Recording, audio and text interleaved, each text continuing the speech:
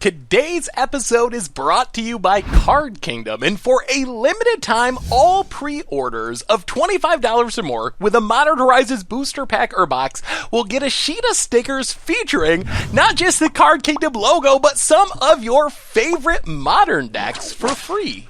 Hello everyone, it's Seth, probably better known as Saffron Olive, and it's time for another daily dose of Modern Horizons spoilers. And we have some interesting ones to look at today, some new mythics, some lower rarity stuff, which means we should probably jump right into it, start talking about these new cards. Before we do, a super quick reminder, if you haven't already, it would be so sweet of you if you could take a second, click that subscribe button down at the bottom of your screen. It's a great way to support the channel and the site for free. So let's talk Modern Horizons, starting with sword number 2 from the set, Sword of Sinew and Steel. And I gotta say, Marrow confirmed that we're not getting the whole sword cycle. There are a few missing still, and we will get them eventually, I believe, but we're not getting them all in Modern Horizons. Actually, I think this is probably the last sword in Modern Horizons. So Sword of Sinew and Steel, just like all the other swords in Magic's history, 3 mana to cast, 2 to equip, gives a creature pro black and red and +2/+2, and then its ability is whenever the creature deals combat damage to a player, you can destroy up to 1 target planeswalker and 1 target artifact. So let's start with the good news about Sinew and Steel, which is it does have maybe the best protection colors in Modern. Lots of the best, most played removal in the format. Fatal Pushes, Lightning Bolts, Terminates, you name it, comes in those colors. So the protection here is very relevant. I think Sword of Sinew and Steel might be the best protection sword in Modern.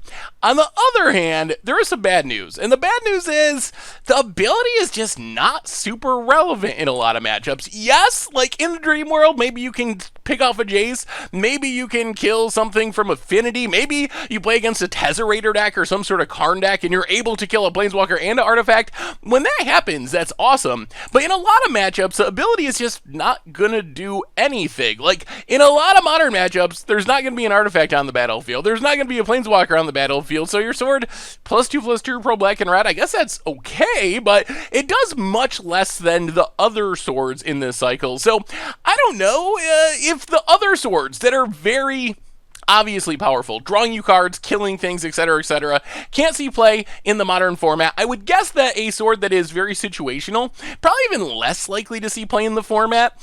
The other issue is the decks where this would be good don't really care so much about the protection, which is awkward. Like, the most common Planeswalker deck is blue-white control or some version of that. That's where you can snipe Planeswalkers a lot, but those decks in white, gonna have Path to Exile, gonna have Cryptic Commands, so your odds of your sword getting through are kind of slim, and then blowing up an artifact, our matchups where that is obviously most beneficial is like Affinity and Hardened Scales, but those are decks that have a ton of colorless creatures, Walking Ballistas, Arcbound Ravagers, Ornithopters, so they're gonna be able to block the thing with the sword if it comes down to it. So my guess is Sword of Sinew and Steel is probably not very good in Modern. I guess the protection is nice, but I don't think just +2/+2 in pro black and red is enough, and I don't think the ability is enough to make people reevaluate and put this in their deck. So I don't know, I'm kind of skeptical. It feels like the swords from Modern Horizons have been very powered down compared to the original swords, and I think they're even pretty powered down compared to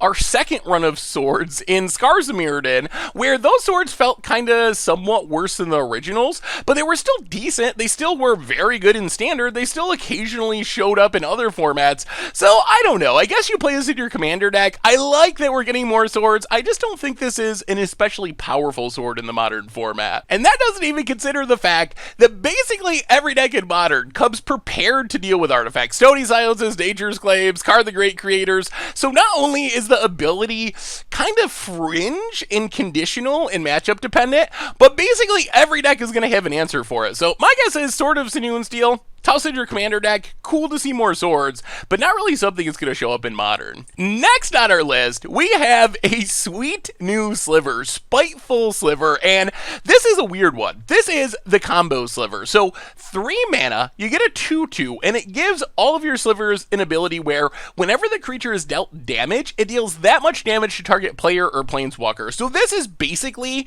a Sliver that turns all your Slivers into essentially Mog Maniacs. similar to Boros Reckoner, except you can't redirect the damage to your opponent's creatures. So, at first glance, you play Spiteful Sliver, you swing with your team, your opponent blocks, your damage is still going to get through, because your opponent deals damage to your creatures, or they attack into your Spiteful Sliver, or they lightning bolt your Spiteful Sliver, or any of your other slivers. You get to throw that damage on your opponent's face, so it makes it very difficult to interact with your slivers, either in combat or in damage. On the other hand, what makes this card so scary, especially a commander, is it enables some absurd, very fast combo kills. So, for example, Blasphemous Act. 13 damage to each creature. That means each sliver you control can deal 13 damage to a player, which means you only need like 3 or 4 slivers to kill one person at the table. And if you have a bunch of slivers, which that's kind of what slivers does, is put a bunch of slivers on the battlefield, you could just kill everyone for like 1 mana with Blasphemous Act with Spiteful Sliver out. Do it in the same turn. 3 mana for Spiteful Sliver, 1 for Blasphemous Act, everyone dies. Chain Reaction can kind of do the same thing. Bunch of creatures on the battlefield, drop your Spiteful Sliver, Chain Reaction, kill everyone. A big Earthquake can get it done. So I feel like Spiteful Sliver, that's going to be the role for it in Commander. In Commander in specific, you're going to play this as a combo card to deal a ton of damage to your own slivers and just jank the whole table out of the game. And it gets even nuttier if you're playing a Sliver Hive Lord deck. Maybe Sliver Hive Lord your commander, making all your slivers indestructible, so you can do that repeatedly. Just turn after turn. Blasphemous Act, Chain Reaction. If you need to, just keep going. Gonna be really hard because you deal a ton of damage to your slivers, so you don't die. You can do it again the next turn. I don't know how anyone really beats it. I mean, I know Swords to Plowshares, Path to Exile, stuff like that does beat it, but this seems like a really scary sliver, specifically for Commander. Also, if you want to play against the odd slivers in Modern, can definitely do the same plan where you play Spiteful Sliver, try to Blasphemous Act your board, get the combo kill. Seems like a fun against the odds deck, maybe a fun budget Magic sliver deck, because slivers are cheap enough, make enough mana that you can cast Blasphemous Act pretty quickly. So I bet we'll be trying it, although I doubt that Spiteful Sliver will probably show up in the main deck of more top tier sliver lists, which is a weird thing to say, but there are real sliver lists in Legacy and Modern. They're fringe, but they're actually decks that people play. So Spiteful Sliver, one of the most unique slivers we've seen from Modern Horizons, enabling combo kills, making combat a nightmare for opponents, and really powerful. Next on our list, oh my god, Collector Oofy, and Oof, I guess is how you say it, I think. So Collector Oof is actually pretty sweet. 2 mana, 2/2, so a Grizzly Bear that makes it so activated ability on artifacts can't be activated. So this is essentially a green Grizzly Bear version of Null Rod, or Stony Silence, or Karn the Great Creator static ability. All of these are staple cards. Null Rod in Vintage, Stony Silence, Modern sideboards, Karn the Great Creator literally just shutting down decks with the Mycosynth Lattice Lock since it's been printed. So Collector Oof is actually really good. There is a drawback compared to our other Stony Silence effects. It dies to Lightning Bolt and Fatal Push and other creature removal spells that don't get rid of Stony Silence or Null Rod or whatever. However, it comes with additional upside, which is you could use this to shut down all your opponent's artifacts, relevant in Modern, in Vintage, all over the place, and because it's a creature, you can find it very easily. If there's one thing that green decks are good at, it is tutoring up creatures with Collected Company and Court of Calling. So in creature-y green decks with Collected Company, Court of Calling, the downside of dying to removal is outweighed by the fact that you can find this way easier than a Stony Silence. So I imagine Collector Oof gonna be a staple of green creature decks in Modern. Like, if you're playing Stony Silence, probably just play this instead, because you're not going to find your Stony Silence consistently, but you can tutor this up like crazy when you need it and do it pretty quickly. So I expect, worst case, this will probably be a sideboard staple for Modern. Depending on the meta, maybe it could show up in the main deck as a one-of, especially in like Vanifar or Court of Calling decks, where you can hopefully not draw in the bad matchups, but then tutor it up in the good matchups, and probably has relevance all the way back to Vintage as well. Next up, we found out that Storm is returning. Storm, they printed more Storm cards in Modern Horizons with Brave the Storm. And Brave the Storm, it is one of the goofier Storm cards we've seen. 2 and a green, instant, gain 3 life Storm. So this is like a reverse Grape Shot, and reverse Grape Shot is actually probably the main purpose for this deck. So Brave the Storm, I don't think you're going to try to storm off and gain a bunch of life. However, what you could do with this card is put put it in your sideboard. If you play against Storm, your opponent storms off, and this just absolutely hoses them. So your opponent casts all their spells, Tendrils of Agony, 2 damage for each copy, or Grape Shot, 1 damage for each copy. You let them put all their triggers on the stack, and then you're like, haha, brave the storm. I will gain 3 for each spell that you cast this turn. And that completely outdoes a Grape Shot, or a Tendrils of Agony, or whatever storm kill your opponent's trying to put together. So I don't imagine that people actually play this, because there's so many other cards to hate on Storm. Like, just play a Damping Sphere or whatever if you want to stop Storm, but it is a hilarious way to hose a Storm deck and maybe even gain a decent amount of life. Like, even against, like, aggro, I guess that's the upside of it. If your opponent goes, like, Goblin Guide, Lava Spike, you can Brave the Storm and kind of, like, gain back all that damage. It does undo every Lightning Bolt your opponent casts at you, so I guess it has more relevance in other matchups than something like Damping Sphere, but still, I imagine probably mostly unplayed in the modern format, but we'll see. It is cool to see Storm returning, and it's hilarious that this just hoses the best Storm cards. Next on our list, whoa, we got another mythic, and this is a powerful one. Yawgmoth, Thran Physician. Yes, Yawgmoth coming back on a card, and this card is pretty sweet. So mythic rare, 4 mana, 2/4, legendary human cleric. Thankfully, not a card I think humans are going to play. Has protection from humans, randomly. Pay 1 life, sacrifice another creature, put a -1/-1 counter up to 1 target creature, and draw a card. Repeatable, free, only costing life, sack outlet that also draws you a card. Insane. And then you can pay 2 and a black, discard a card, proliferate, which is kind of the backup ability, but still you could, like, put a counter on your opponent's creatures, then discard a card, proliferate to make it smaller, or even kill it. So the first thing I thought of with Yawgmoth is this card is an easy way to go infinite with Undying creatures. You do need 2 of them, but let's say you have a Geralf's Messenger or a Strangleroot Geist. You can use Yawgmoth, pay a life, sack your Geralf's Messenger. It's going to come back into play with a +1/+1 counter.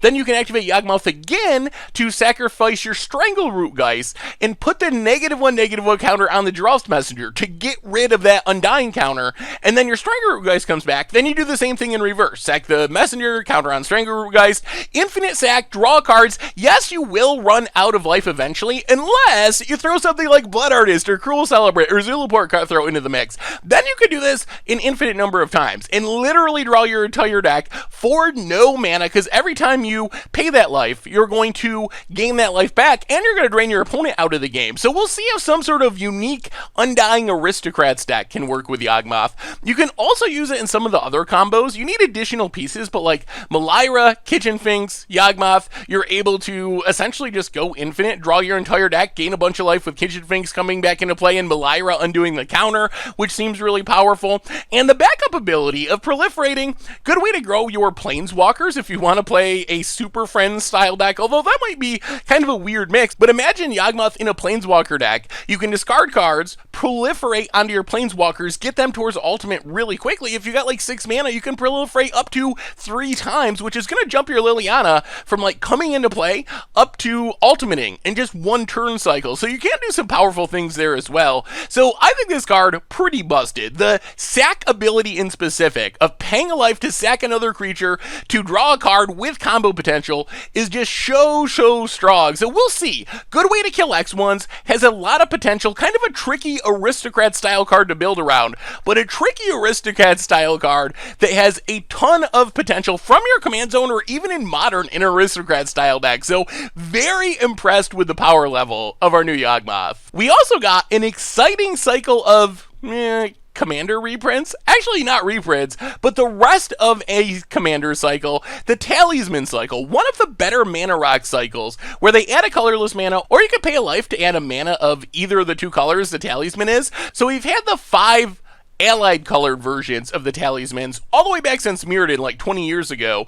but we haven't gotten the enemy versions until now. So if you're looking for more mana fixing in your commander deck, really cool to see more Talisman for more color combinations that just weren't a part of the Magic lexicon until Modern Horizons came around. Otherwise, a couple of lower rarity cards. Goblin Champion, I guess it's alright. It does hit for 1 on turn 1 with Haste and Exalted.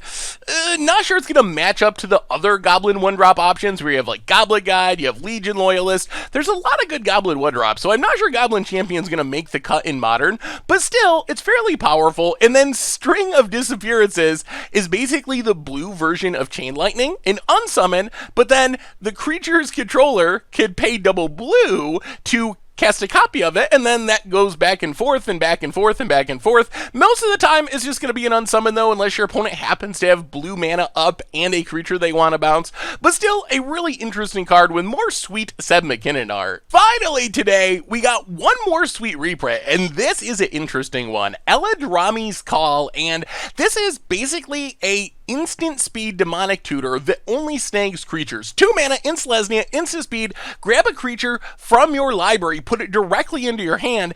That is a powerful, cheap tutoring effect, and I think that this card actually could do some things in the Modern format. One of the unique parts about Modern, compared to like Legacy, for example, is we do have a lot of creature-based combo decks. For example, Vizier of Remedies Devoted Druid. You could just play your Devoted Druid, then you can Eladrami's Call, tutor up your Vizier, untap, play it, win the game. The instant speed aspect of it is really nice. That doesn't even include like Prime Speaker Vannifar decks, adding consistency, another way to grab your Silver Bullet 1-ofs, or find your Prime Speaker Vannifar. So I would not be surprised if Eladrami's Call is actually played in specific decks in Modern. I don't think you want to just play it for value. Playing it for value seems a little risky. I think you're looking for like a toolbox style deck with a ton of silver bullets, a combo deck like the ones we were talking about, or some sort of Kiki-Jiki style combo deck where sniping a specific creature is better than just like, okay, I got my best creature, I'll play it, you go. But getting your best creature is like, I have a combo and I win the game.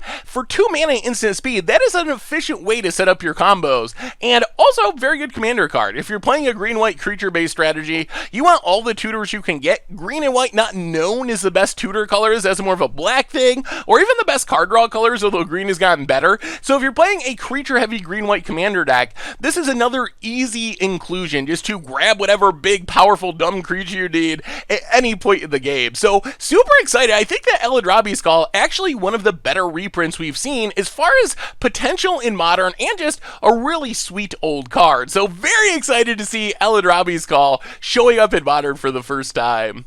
Anyway, I think that brings us to the end of our daily spoilers for today. So, what do you think about our new sword? How good is Sword of Sinew and Steel? Is that actually going to see play anywhere? Do you agree that the new swords feel a little watered down and underwhelming compared to their historical counterparts? What about Spiteful Sliver? Can that be a combo Sliver? Can that show up in Modern, or just a devastating commander card? What about Collector Oof? Can Collector Oof be the green creature-y Stony Silence? Will you play that over Stony Silence along with Stony Silence? What decks want it? What decks don't? How about Brave the Storm, our new Storm card? How busted is Yawgmoth? Is that card as good as I think? The Talismans, the lower rarity stuff, the Eladrami's Call reprint? Let me know in the comments. Thank you so much for watching. I hope y'all enjoyed the video, and I will talk to you soon.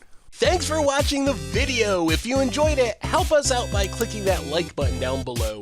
And to keep up on all the latest and greatest, click that subscribe button. And don't forget to hit that bell icon to get alerts whenever we have new videos. And if you want to, check out some of our other sweet videos here and here.